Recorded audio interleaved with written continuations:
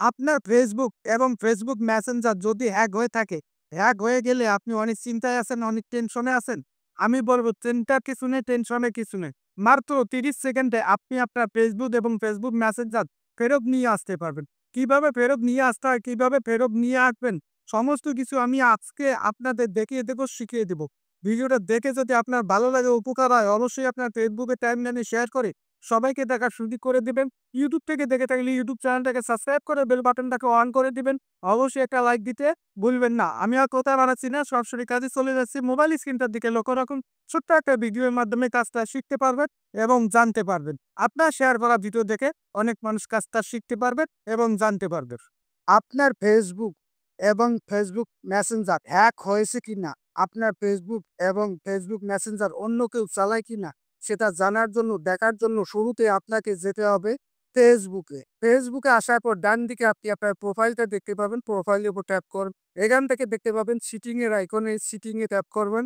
তারপর নতুন একটা পেজে দেখতে পাবেন পাসওয়ার্ড অ্যান্ড সিকিউরিটি। এই পাসওয়ার্ড অ্যান্ড সিকিউরিটি অপশনটা ট্যাপ করবেন। নতুন একটা পেজ আসবে, আসার পর এখানেও দেখতে পাবেন পাসওয়ার্ড অ্যান্ড সিকিউরিটি, এখানে ট্যাপ করবেন। তারপর এরকম একটা ইন্টারফেস আসবে, আসার পর এখানে দেখতে পাবেন হোয়ার আর ইউ লগইন, এই অপশনটা ট্যাপ করবেন। এখানে আপনি আপনার ফেসবুক এবং ইনস্টাগ্রাম দেখতে পারবেন।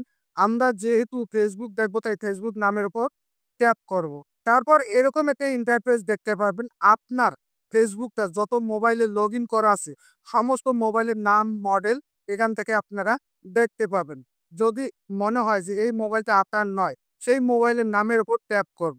আমি আপনাদের বোঝাবার জন্য এবং দেখাবার জন্য এই যে দেখতে পারতেছেন টেকনো স্পার্ক, এই মোবাইলটা আমার নয়। এই মোবাইল নামের উপর ট্যাপ করলাম। এখান থেকে দেখতে পাচ্ছেন লগ আউট।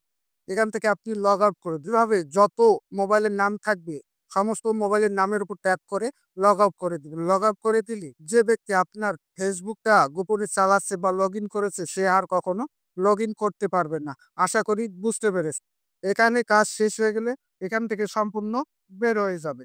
বের হয়ে আসার পর আপনারা যাবেন মেসেঞ্জারে আসার পর নিচে দেখতে পাবেন মেনু বোতাম। এই মেনু বোতামে ট্যাপ করুন। এখান থেকে দেখতে পাবেন সিটিং, এই সিটিং এ ট্যাপ করবেন। তারপর একটু নিচের দিকে আসবেন। নিচের দিকে আসলে দেখতে পাবেন প্রাইভেসি অ্যান্ড সেফটি, এই প্রাইভেসি অ্যান্ড সেফটি অপশনটা ট্যাপ করবেন।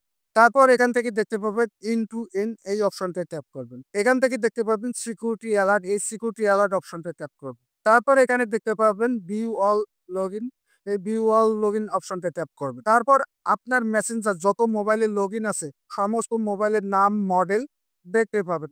ধরুন আপনাদের বোঝাবার জন্য এবং দেখানোর জন্য আমি আপনাদের দেখাচ্ছি। একটা মোবাইল নামের উপর ট্যাপ করলাম। এই মোবাইলটা মনে করেন আমার নয়। এই মোবাইল নামের উপর ট্যাপ করলাম।